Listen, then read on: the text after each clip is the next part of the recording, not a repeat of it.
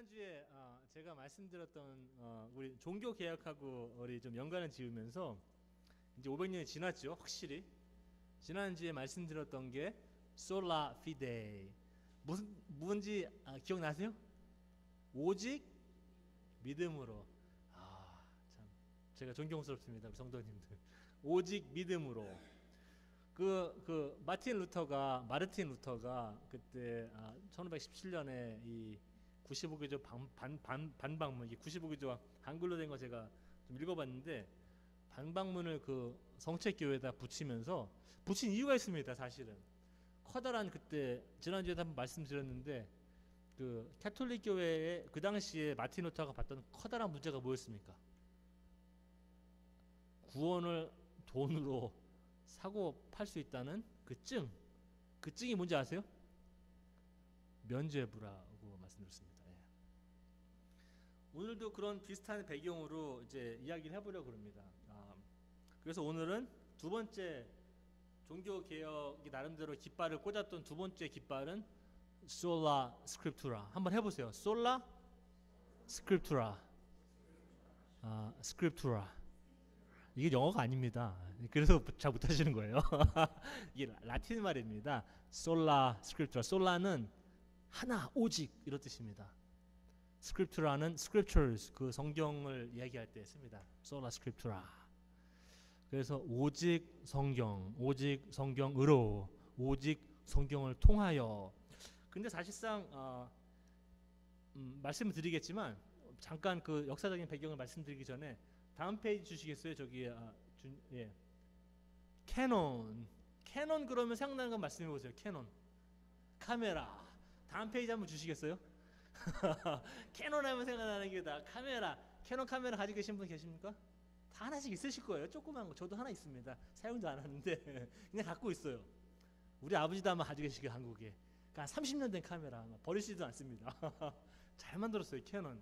맞습니다. 캐논 하면은 카메라 생각나죠? 제가 희한한테 뭐 좀 부탁할 텐데 한번 우리가 부탁하고 집에서 한거 잠깐 쳐주겠습니까?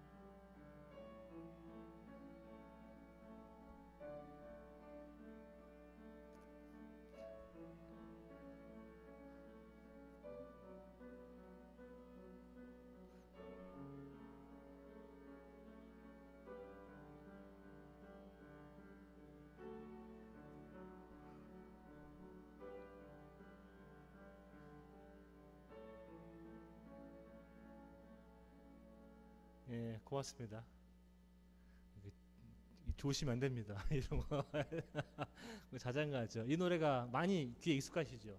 이게 뭔지 아세요? 이게 Canon in D라는 음악입니다. 그 요한 그 800 뭐 이렇게 1600년대에 쓰신 건데, 캐논 음악이기도 합니다.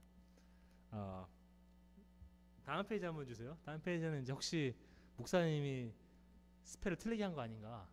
중간에 n이 하나 더 들어가면 캐논 하면 대포라는 뜻도 있습니다. 그래서 도대체 목사님 뭘 얘기하시려고 하시는 건가?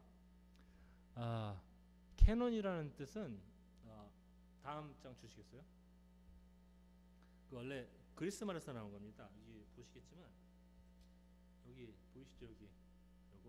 여기 카논이라고 있습니다. 카논. 이게 measuring rod. 어떠한 물체를 길이를 잴 때 길이를 재는 도구입니다. 이 캐논이라는 게. 그래서 기준이라는 뜻이었어요. 캐논은. 그러니까 모든 거의 기준입니다. 그래서 교회법도 캐논 러라고 그럽니다. 교회법. 이거는 기준이다. 우리 삶의 교회 기준이다.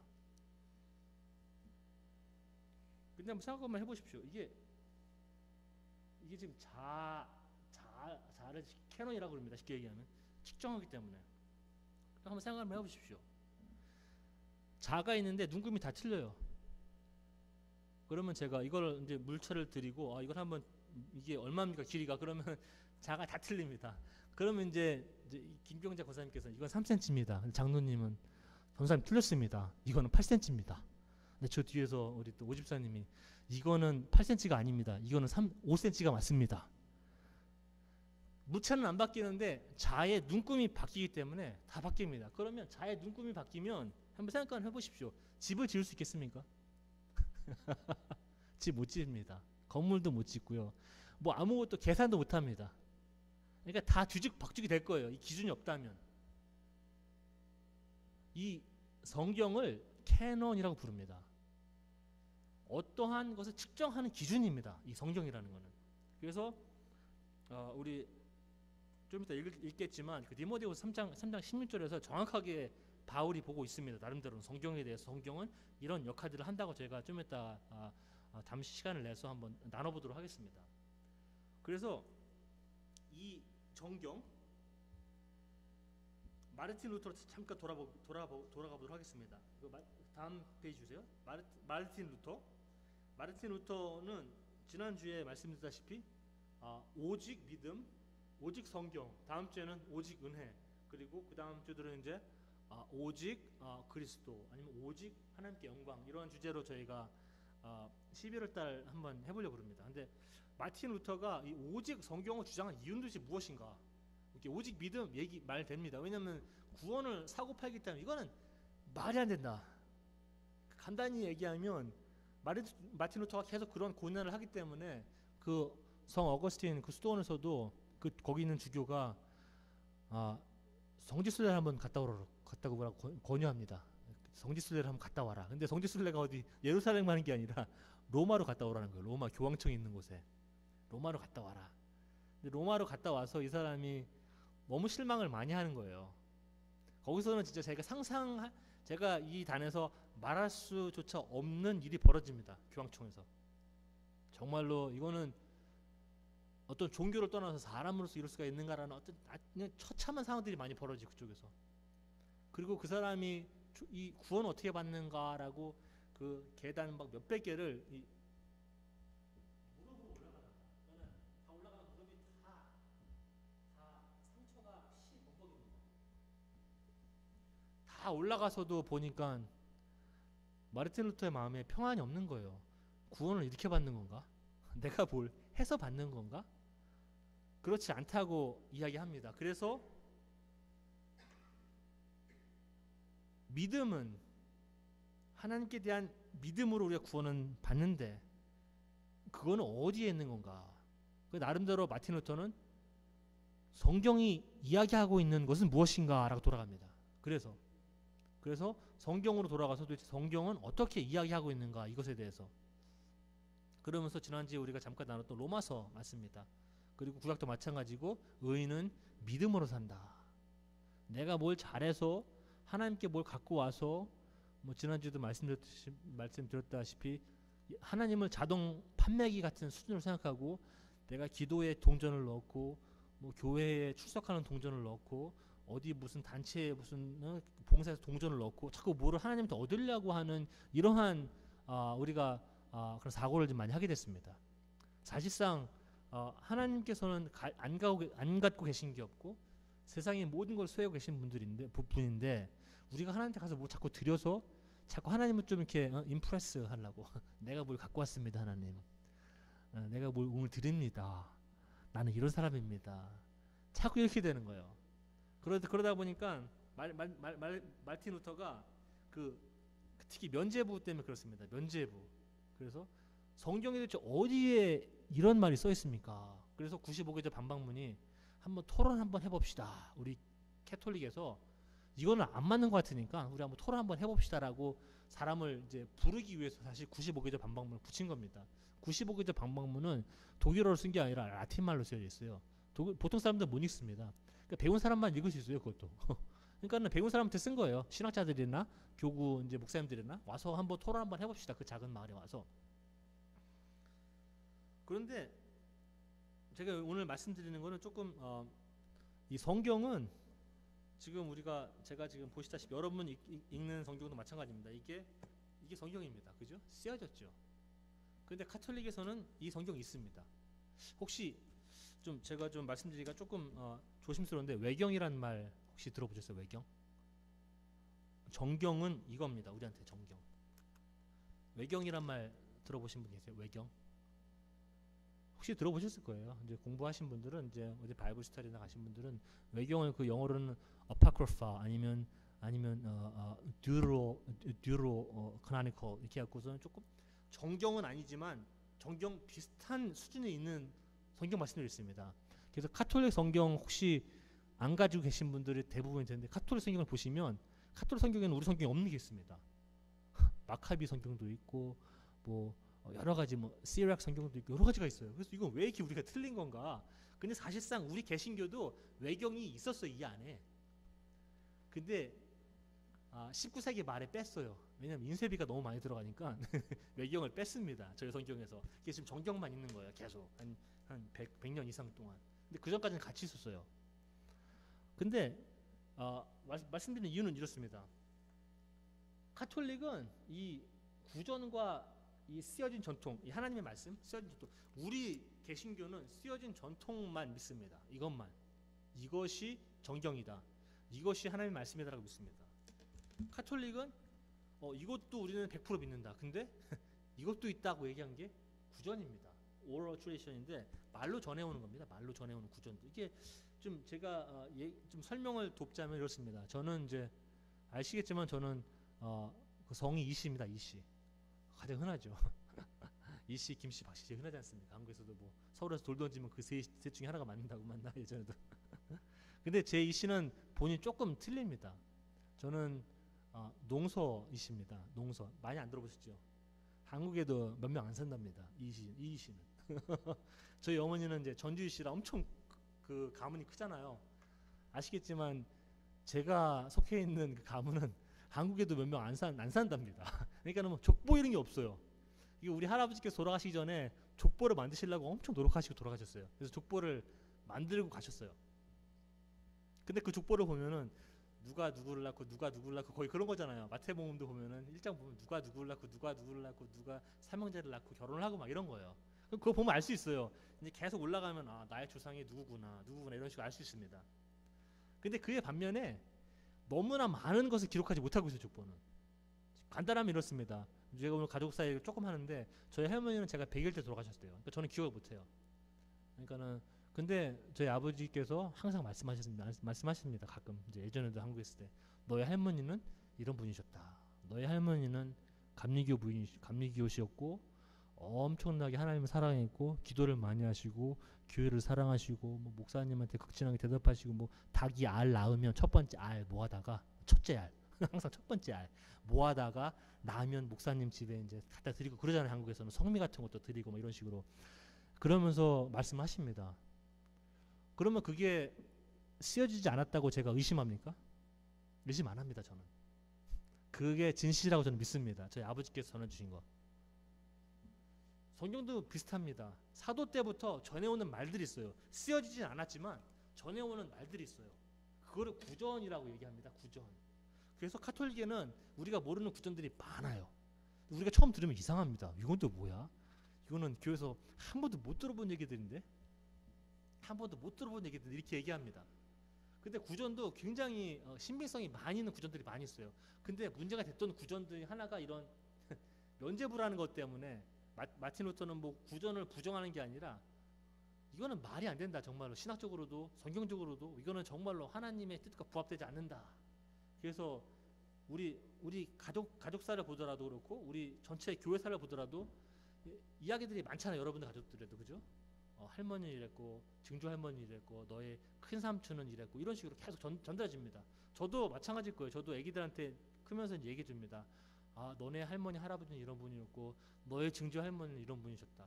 계속 전달이 되거든요. 몇 세대를 통해서.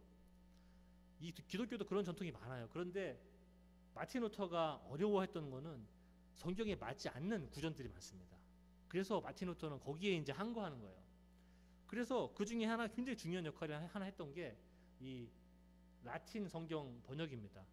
그 이제 교황청에서 마틴 루터를 파직하고 죽이려고 쫓아다닙니다. 굉장히 무시무시한 일이에요. 교황은 사실상 그 시대의 최고의 권력자입니다. 그런데 그 작은 목사를 하나 죽이려고 뭘 다 동원합니다. 그리고 이제 파직합니다. 그 사제로서 파직합니다. 사직으로서 파직했다는 의미는 무슨 뜻이냐면 그 당시에는 지옥 간다는 겁니다. 쉽게 얘기하면. 지옥 갈 사람 누가 죽여도 상관없습니다. 그래서 누구나 그 사람을 죽여도 죄를 묻지 않습니다. 무시무시한. 그러니까는 마틴 루터는 도망가기 시작합니다. 그러면서 어떤 성에 숨어서 그 바르트브루크라는 성에 숨어서 10개월 동안 숨으면서 성경을 번역하기 시작합니다. 이런 문제가 생긴 이유는 사제들만 성경을 읽고 사제들만 해석했기 때문에 보통 시민들이 성경을 읽을 수가 없다.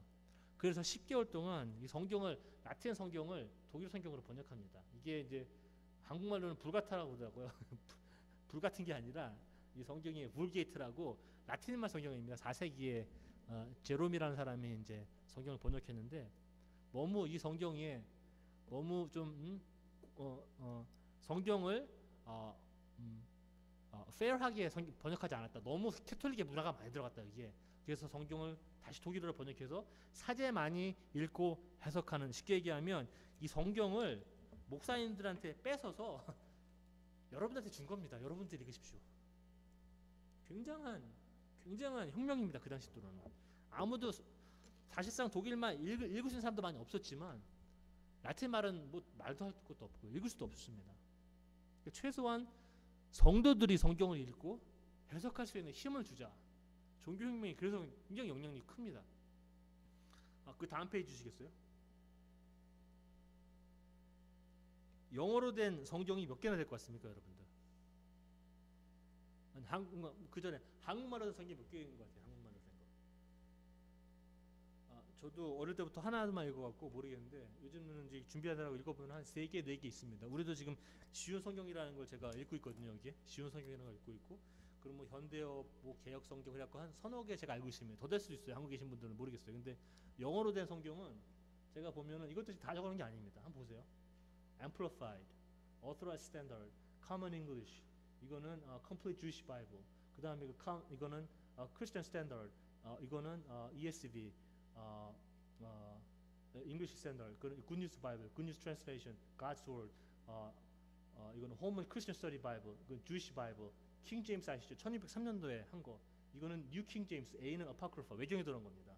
메시지 바이블, New American Standard, New Standard, New English Bible, New International, New King James, New Living Translation, New Revised Standard Version, Orthodox Jewish Bible, Revised English Bible.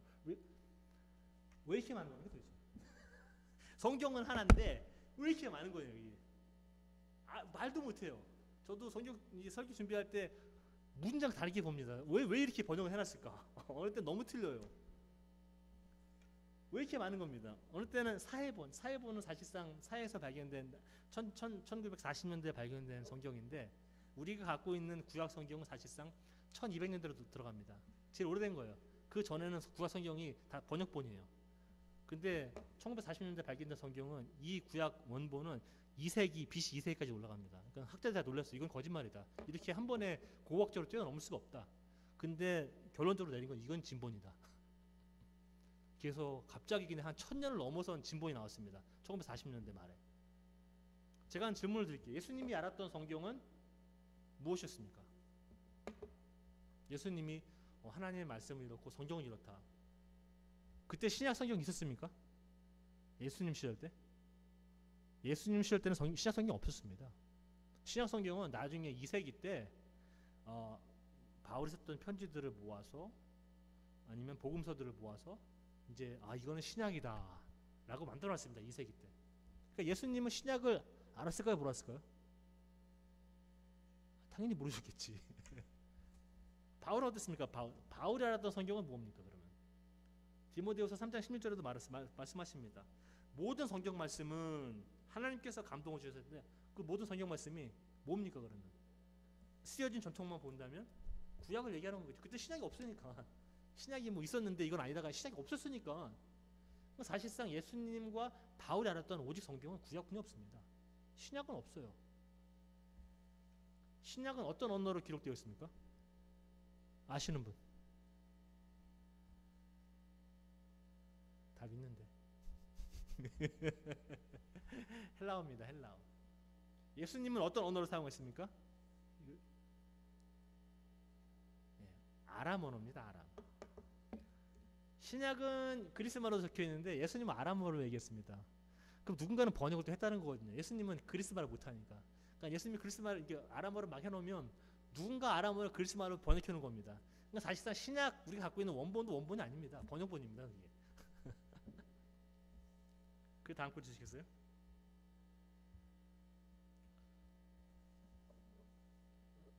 시편 119편 105절에 보면 이런 말씀이 있습니다. 주의 말씀은 나를 안내하는 등불이고 내 길을 비춰주는 빛입니다. 이런 말이 있어요. 주의 말씀. 이게 성경입니까? 대부분 이제 그 시편은 다윗이나 솔로몬이 쓴 건데 그 사람들은 거의 BC 10세기 때 사람들입니다. 구약 성경에 나오지도 않았어요. 근데도 주의 말씀이라고 그럽니다. 그럼 도대체 그 사람들 성경을 읽었는가? 성경 없어요 그때는. 성경 없어요. 그 다음 거 주세요. 아까 요한복음 1장 다 읽으셨죠 우리 그 교동문에서. 태초에 뭐가 있다? 뭐가 있다? 말씀이 있다. 근데 그게 그리스말로는 로고스라고 그럽니다. 그게 성경인가? 여러분들 좀 한번 성경을 읽으실 때 종교 개혁의 어떤 본질은 내가 스스로 보고 해석하는 겁니다. 저도 여기 와서 강단에 서서 제가 나름대로 경험한 건 이야기하지만 제가 매주 당부드리는 건 이겁니다. 여러분들은 성경을 읽고 해석하실 능력이 저보다 더 많습니다. 절대 남한테 의지해서 성경 배우시려고 하지 마십시오. 하나님께서 여러분들에게 너무나 훌륭한 이 브레인을 주셨어요. 생각할 수 있는 힘을 주셨고 읽고 또 해석하고 이해하시기 바랍니다. 태초에 말씀이 계시는데 이 말씀이 성경입니까? 아니면 이게 하나님과 함께 있으니 이 말씀은 곧 성경이 하나님이라? 성경이 하나님입니까? 성경은 하나님이 아닙니다. 하나님은 하나님이시지 성경은 하나님이 아닙니다.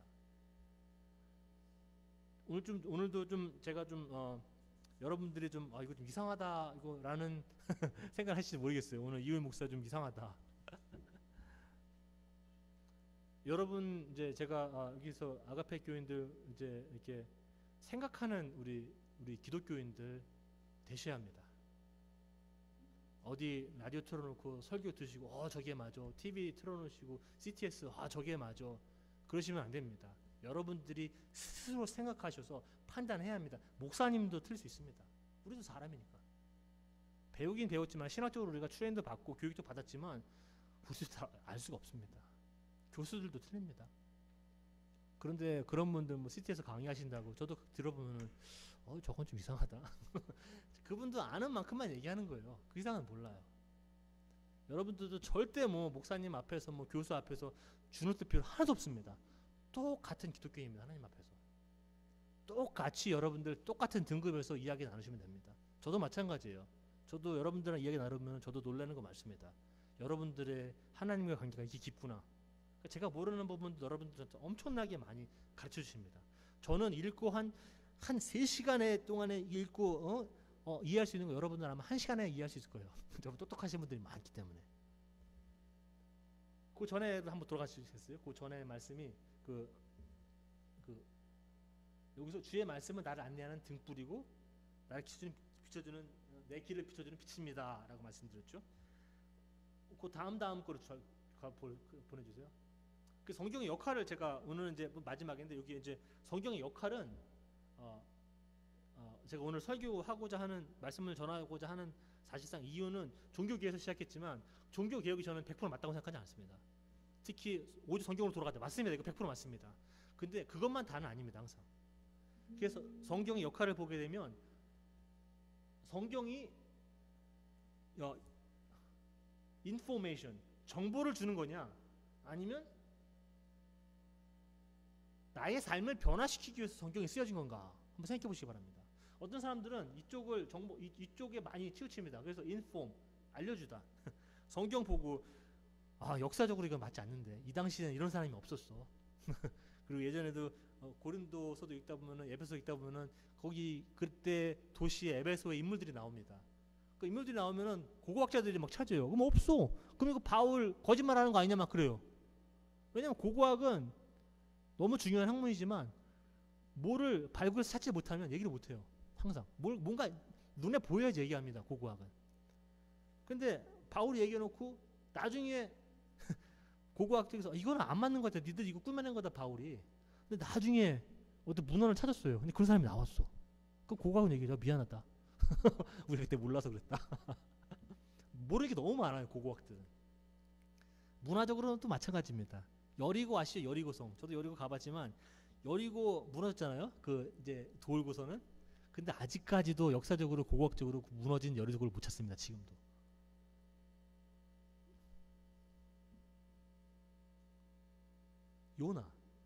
요나 물고기 뱃속에 3일 있었죠. 이게 가능한 얘기입니까? 과학자들이 볼 때는 이거 니들 거짓말한다. 예수님 물을 포도주로 바꾼다. 니들 너무 심하다. 이게 가능한 얘기인가? 성경을 정보를 찾기 위해서 읽는 사람이 있습니다. 그러면 맞는 게 하나도 없어요. 연도수도 틀리고 뭐 왕 이름도 틀리고 어느 때는 막 헷갈립니다. 근데 성경은 역할은 사실상 이 역할보다는 이 역할이 큽니다. transformation. transformation은 변화하다, 변모하다, 탈바꿈이라는 뜻입니다. 이 form 아시죠? form은 형태인데 form을 바꾸는 겁니다. 그래서 사실상 이게 정보냐 아니면 우리의 삶을 완전히 탈바꿈할 수 있는 어떤 계시적인 이야기들이냐. 그래서 다시 캐논 얘기로 돌아가면 제가 3장 16절 다시 한번 읽어보겠습니다. 캐논. 모든 성경 말씀은 하나님께서 감동을 주셔서 기록되었기 때문에 진리를 가르쳐주며, 잘 들으십시오, 삶 가운데 무엇이 잘못되었는지 알게 해줍니다. 자로 잰다는 거예요. 성경이 여러분의 삶을. 그래서 뭐가 잘못됐고 뭐가 어긋난지 알려준다는 겁니다. 또한 그 잘못을 바르게 잡아주고, 성경은, 하나님의 말씀은 잘못된 것을 바르게 잡아주고, 왜냐하면 자로 재보니까 틀려, 바로 잡으라. 그리고 의롭게 사는 법을 가르쳐줍니다 라고 이야기합니다.